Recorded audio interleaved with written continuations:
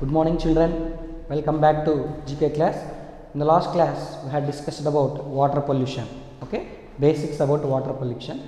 Today, we are going to discuss one case study about water pollution. Okay, we know that the substances which cause water pollution are called pollutants. Okay, the substances which pollute the water, those substances we are calling them as pollutants. Okay, pollutants. Now we will study one case study in order to understand about water pollution and how is it happening. Okay, see, how does water get polluted? See, in the case studies we have to read and we have to learn every single point, because that is case study. Okay, after so many observations they had designed, they had written this case study. That's why I will read line to line, you also come with me. Okay, this is case study. Okay, this is not prepared by our own, this is original case study of the Ganga river. Okay, that's why. See, case study. Ganga is one of the most famous rivers of India. This everybody know about this. Ganga is the most famous rivers present in India. Okay, ఇండియాలో ఉన్నటువంటి అన్ని నదుల్లో famous అయినటువంటి నది గంగా నది. Clear everyone? Now see, however, అయినప్పటికీ recently a study of world wide fund for nature, WWF, world wide fund, WWF, world wide fund for nature. Okay, world wide fund for nature అనేటువంటి ఒక organisation ఒక study చేసిందంట. Found that Ganga is one of the 10 most endangered rivers in the world. ప్రపంచంలో ఉన్నటువంటి అన్ని రివర్స్లోనూ, okay, ఒక 10 rivers, important rivers, world wide 10 top list తీస్తే ఆ టాప్ 10లో ఈ గంగా రివర్ కూడా ఒకటంట. ఎందులో? ఎండేంజర్డ్ రివర్స్, అంటే ఇంకా ఆపదలో ఉన్నటువంటి నదుల్లో. ఓకే, ఇలాగే ఆ గంగా రివర్ని వదిలేస్తే ఇంకా అది ఎందుకు పనికి రాకుండా పోతుంది అనే దాన్ని ఎండేంజర్డ్ అంటాం. అంటే ఆపదలో పడిపోవడం.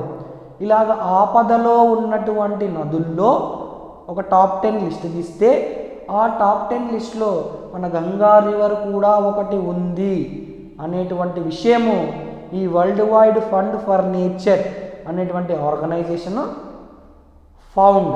ఓకేనా, కనుగొన్నది. Clear everyone? It is one of the 10 most endangered rivers in the world. ప్రపంచంలో ఉన్నటువంటి నదులలో, ఆపదలో ఉన్నటువంటి 10 నదులలో ఈ గంగా రివర్ కూడా ఒకటి అని world wide fund for nature అనేటువంటి ఒక ఆర్గనైజేషన్ తెలియజేయడం జరిగింది. Clear? Then because of this reason, ఈ రీజన్ వలన an ambitious plan to save the river called, ఈ గంగా రివర్ని, ఓకేనా, ఆపదలో నుండి రక్షించడానికి లేదా ఆ సిచ్యుయేషన్ నుండి బయటకు రావడానికి ఒక యాక్షన్ ప్లాన్ని సెంట్రల్ గవర్నమెంట్ తీసుకొని వచ్చింది. ఆ ప్లాన్ ఏంటి అంటే Ganga action plan. The Ganga action plan. ఆ ప్లాన్ ఏంటంటేనన్నా the Ganga action plan. Clear? Central government తీసుకున్నటువంటి ఒక యాక్షన్ ప్లాన్ ఏంటి? గంగా రివర్ని సేవ్ చేయడానికి అంటే the Ganga action plan was launched in 1985. ఈ గంగా యాక్షన్ ప్లాన్ ఎప్పుడు లాంచ్ చేశారు? 1985లో. ఓకేనా, 1985. దీని యొక్క ఎయిమ్ ఏంటి అంటే it aim to reduce the pollution levels in the river. ఈ రివర్లో పొల్యూషన్ లెవెల్స్ని రెడ్యూస్ చేయడానికి. ఓకేనా, it reduce the pollution levels in the river. ఇది దాని యొక్క ఎయిమ్ అన్నమాట. గంగా యాక్షన్ ప్లాన్ యొక్క ఎయిమ్ ఏంటి? To reduce the pollution levels in the river. However, కానీ అయినప్పటికీ the increasing population, most important చూడండి, ద ఇంక్రీజింగ్ పాపులేషన్, రోజు రోజుకి పెరిగిపోతున్నటువంటి జనాభా వలన, పాపులేషన్ వలన, అండ్ మరియు ఇండస్ట్రియలైజేషన్. ఓకేనా, ఇండస్ట్రీస్ పెరిగిపోవడం వలన already damaged this mighty river beyond repair. ఇది మనకి ఇంపార్టెంట్ పాయింట్.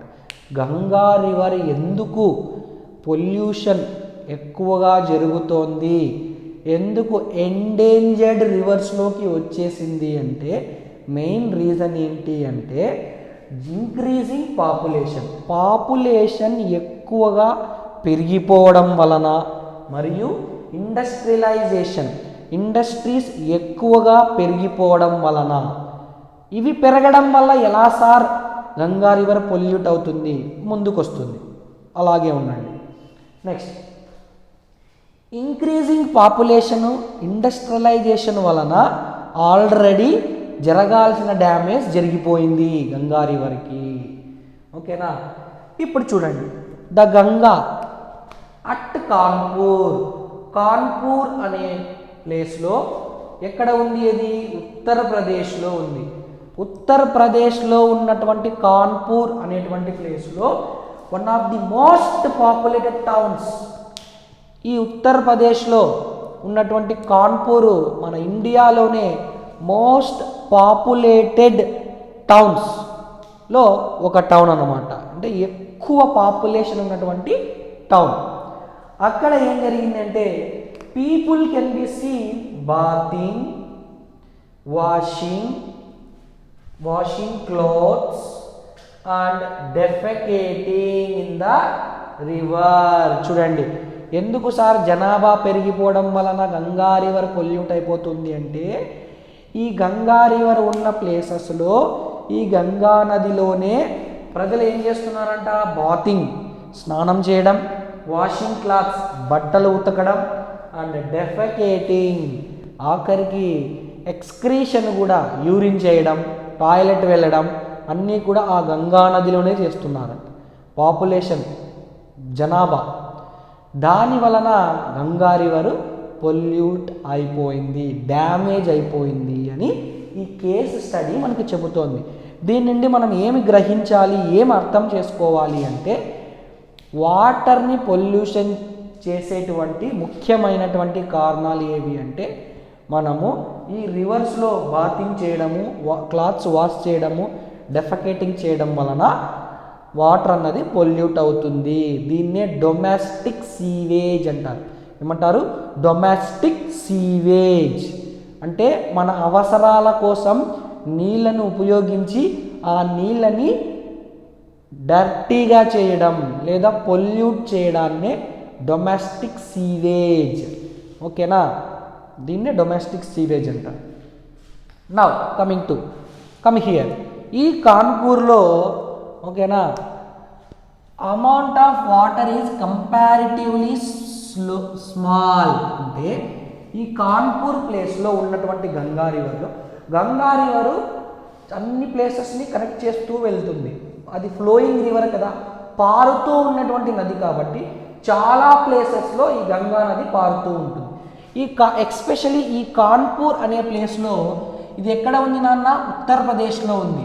కాన్పూర్ అనే ప్లేస్లో ఈ గంగా నది కంపారిటివ్లీ స్మాల్ అంటే చిన్నగా ఉంటుంది. వాటర్ కూడా స్టాగ్నెంట్గా ఉంటుంది. సమ్వాట్ వేరే ప్లేసెస్తో కంపేర్ చేస్తే ఎక్కువగా ఫ్లో అవ్వదన్నమాట. అక్కడ స్టాగ్నెంట్గా మోస్ట్లీ స్టాగ్నెంట్గా ఉంటుంది. అదే చెప్తున్నాడు. Flow of river is slow. ఆ ప్లేస్లో ఈ గంగా నది ఫ్లో ఎలా ఉందంట, వెరీ స్లో అంటున్నాడు. Kanpur has more than 5000 industries. చూడండి, ఈ కాన్పూర్ ప్లేస్లో 5000 ఇండస్ట్రీస్ దగ్గర ఉన్నాయంట. చూడండి, ఈ fertiliser industries, detergent industries, leather industries, paint industries, ఇవన్నీ కూడా కాన్పూర్ అనే ప్లేస్లో దగ్గర 5000 వరకు ఇండస్ట్రీస్ ఉన్నాయంట. ఏవేవి? Fertilizer industries, detergent industries, leather industries and paint industries. రండి, ఇండస్ట్రియల్ యూనిట్స్ డిశ్చార్జ్ అంటే బయటకి వదిలేయడం. ఏవేవి? Toxic chemical wastes into the river. ఈ ఇండస్ట్రీస్ అన్నీ కూడా టాక్సిక్ కెమికల్స్, మన ఆరోగ్యానికి హాని కలిగించేటువంటి కెమికల్స్ని టాక్సిక్ కెమికల్స్ అంటారు. ఇలాంటి టాక్సిక్ కెమికల్స్ని ఈ గంగా రివర్లోకి డిశ్చార్జ్ చేస్తూ ఉన్నాయి. ఇంకెక్కడ వేస్తారు? ల్యాండ్ పైన వేయడానికి లేదు. ఓకే, వాటర్లోకి డిశ్చార్జ్ చేసేస్తూ ఉన్నారంట. ఎక్కడ? కాన్పూర్లో రివర్ ఎట్లా ఉంది? చిన్నగా ఉంది. అదేవిధంగా ఫ్లో ఎలా ఉంది? చాలా స్లోగా ఉంది.